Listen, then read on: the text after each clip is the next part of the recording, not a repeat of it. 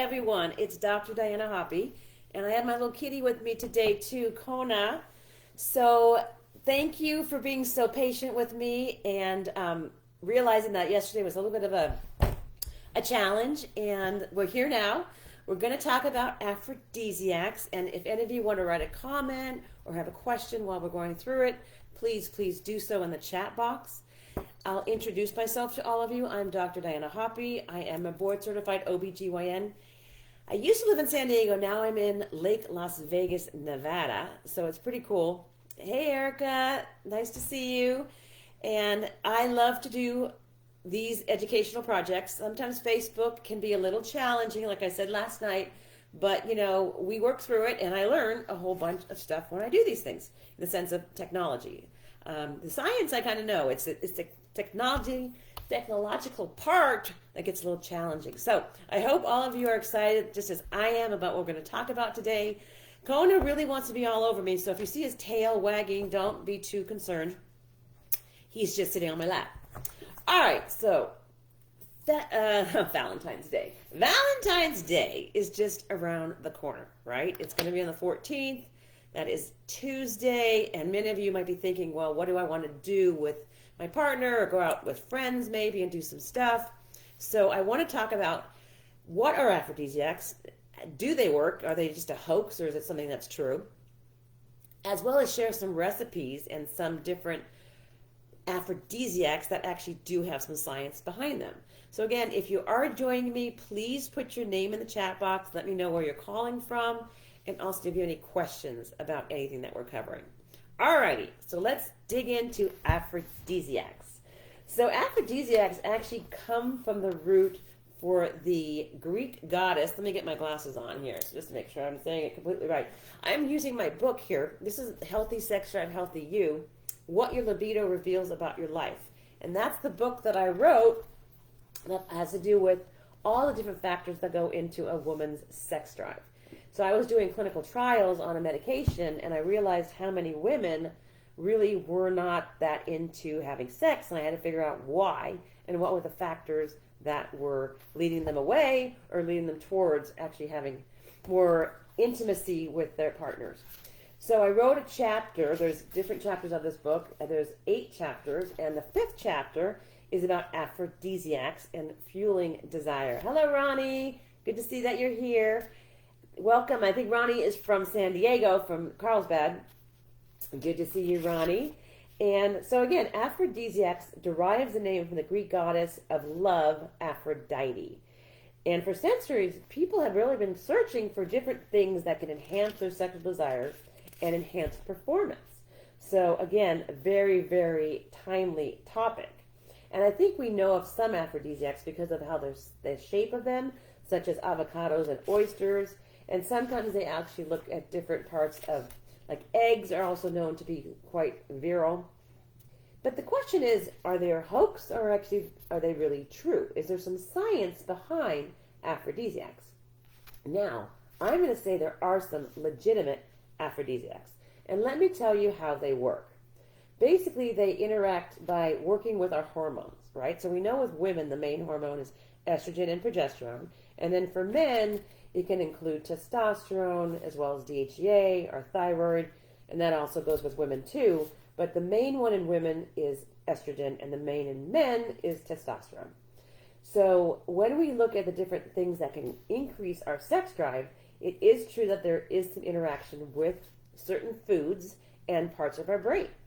So when you look at the parts of the brain that works with aphrodisiacs, it's really the part of the brain that stimulates the pleasure center of the brain, and that's known as the limbic system.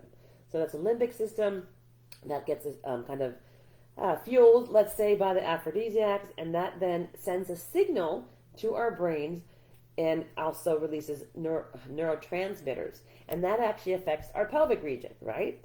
So for men, as they get more stimulated, as we know, that causes more blood flow to the pelvic region and therefore allows for erection. Hello, Trish from Oakville, Ontario, Canada. So glad that you're here with us. And please, any questions or any thoughts, please chime in. That's why we're here. So I was talking about blood flow that gets increased as we get the limbic system kind of stimulated by these different foods, and also smells can also be it. So with men, it increases blood flow to the pelvic region, which will cause an erection. For women, it also increases blood flow to the pelvic region, and that would include the clitoris, the vaginal tissues, etc. And then because of this release and greater blood flow, we have release of neurotransmitters like norepinephrine and dopamine. And those are really important for pleasure and arousal. So what we've covered so far is that aphrodisiacs, the root comes from the Greek goddess of love, Aphrodite. And yes, there are foods that can stimulate our brains to be more fueled by desire.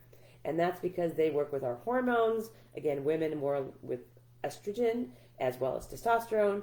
And men, their main hormone is testosterone. But also there's the thyroid, progesterone, and DHEA. As we know, as these foods work with our brains, they stimulate a certain center called the limbic system, which is the pleasure center of our brain. And then the brain then releases neurotransmitters, dopamine, and norepinephrine.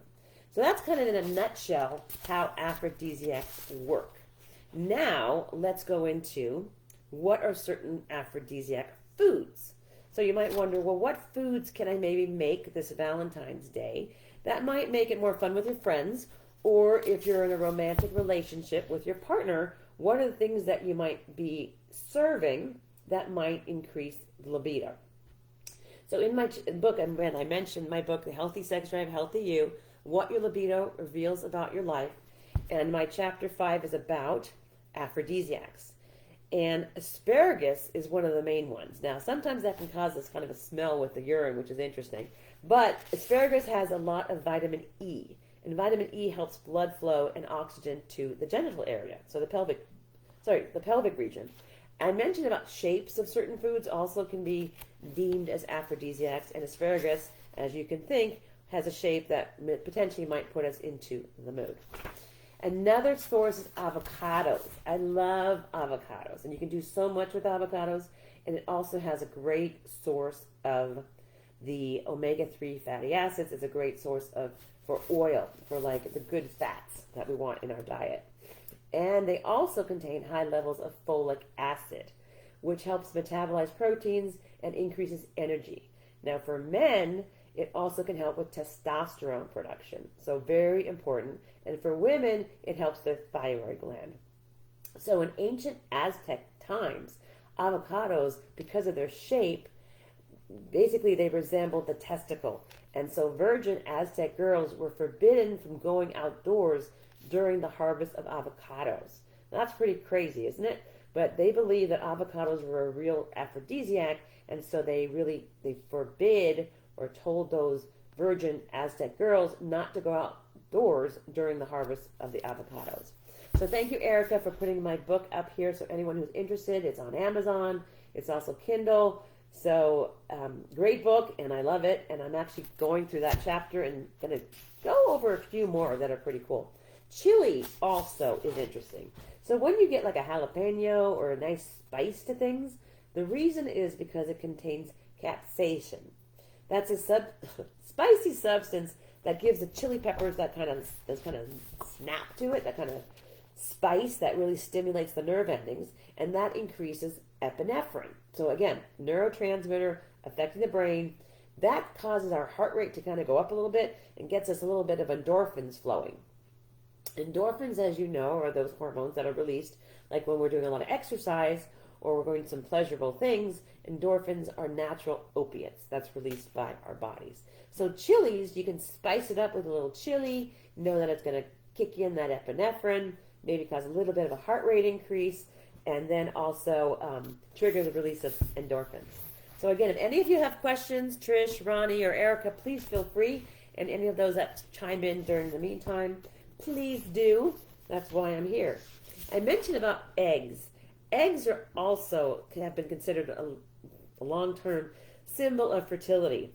And in ancient Greece, the use of sparrow eggs as an aphrodisiac was very prevalent. And the sparrow is also associated with Aphrodite, again, the goddess of love, of which aphrodisiac got its name. So eggs are a very good source of cholesterol, and it's the good cholesterol. So sometimes we hear it, oh, eggs have bad cholesterol. Well, it actually helps with the good cholesterol, And 1 egg a day should be fine to eat. So that's fine if you do have egg, 1 egg yolk a day. You can add some egg whites to that. But eggs are definitely a good source of good cholesterol, and it's also needed to help with production of hormones. So our hormones are actually made from cholesterol, the good cholesterol, and that makes testosterone and estrogen. So interesting facts we're learning tonight, right? Figs. Figs are also pretty interesting because they're supposed to resemble a part of a female's anatomy, which I think when you cut a fig in half, you can imagine what that resembles. And figs are very high in amino acids. Amino acids help make proteins that increase libido and also increase stamina. So that is a wonderful one. One of my favorites is oysters. Now, some of you might not like oysters, but I think once in a while having a little splurge on oysters is kind of fun. And oysters have long been considered the food of love, right? As legend has it, the famous lover Casanova ate dozens of oysters a day, once even seducing a Vestal virgin by sliding an oyster from his lips to hers. And the reason that they're considered aphrodisiac is because oysters contain a really high amount of zinc. And we know that zinc helps with the immune system. It also is a mineral very necessary in the production of testosterone and for sperm production. So oysters also contain dopamine. And I think you remember, as I mentioned before, that when we eat aphrodisiacs, they stimulate a certain part of our brain called the limbic system, which then also stimulates neurotransmitters to be released, such as dopamine, norepinephrine, and epinephrine. So oysters are really cool too. So there's also many, many, many other aphrodisiacs, but what I'd like to do now is just share one of the recipes. I have one on my blog post this week, so if you go to Amazing Over 40 and check out my recipe, it's a really great recipe with scallops with a chimichurri sauce. It's delectable. So I love, like I mentioned, oysters, seafood, scallops, anything from the sea I'm really, really loving. But in my book I have a recipe that is with asparagus and roasted garlic. It also has pine nuts in it.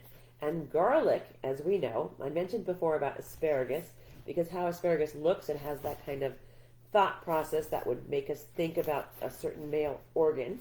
Very important for libido. And in the recipe, it calls also for roasted garlic. Now, garlic is important because it helps stir the heat. The heat in the garlic is said to stir sexual desire.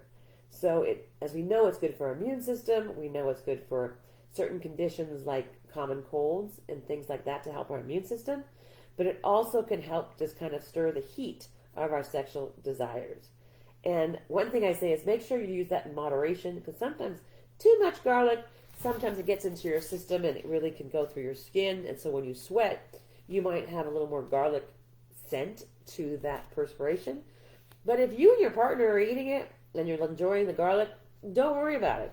It doesn't matter if it's in your sweat. The more the merrier with the garlic. So those are just a few things, and nuts are really important too. So pine nuts are what's in this recipe, but also walnuts, almonds are really great for libido also, because the symbol of fertility has been through the essential fatty acids. And we know that nuts, like walnuts, almonds, are a great source of the essential fatty acids. And the aroma of almonds, I love the smell of almonds, that helps arouse passion in women. And so sometimes during the Christmas time, when I'm German and my mom would make something with marzipan, and marzipan is an almond paste that really is cool with making different desserts. And they also can be shaped in certain fruit shapes that can also increase libido. So I'm going to stop here and see, does anyone have any questions about anything that I've gone over so far? Ronnie, Erica, or we also have Trish.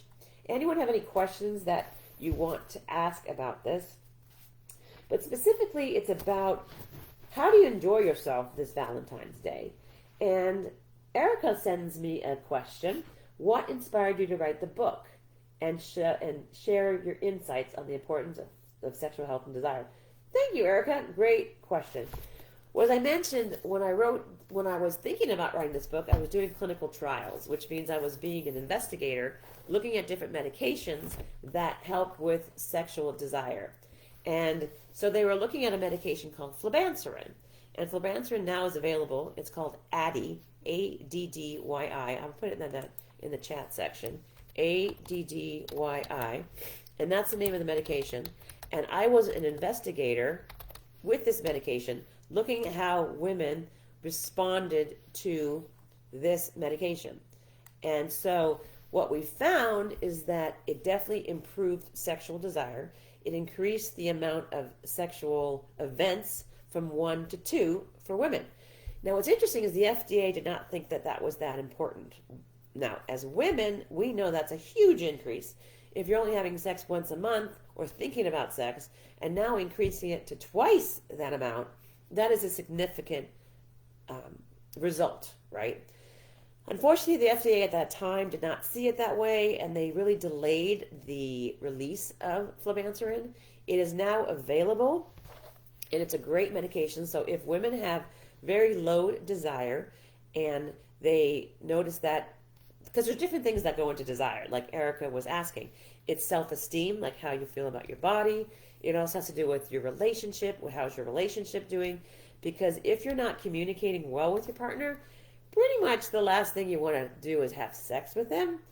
And men are very different in their brains, too. So brain differences are also a key difference between men and women and how we get excited about having sex. So women, it takes a little longer, like let's say like a microwave, like it takes a little longer to get revved up, and men it's more like a straight shot and they're ready to go.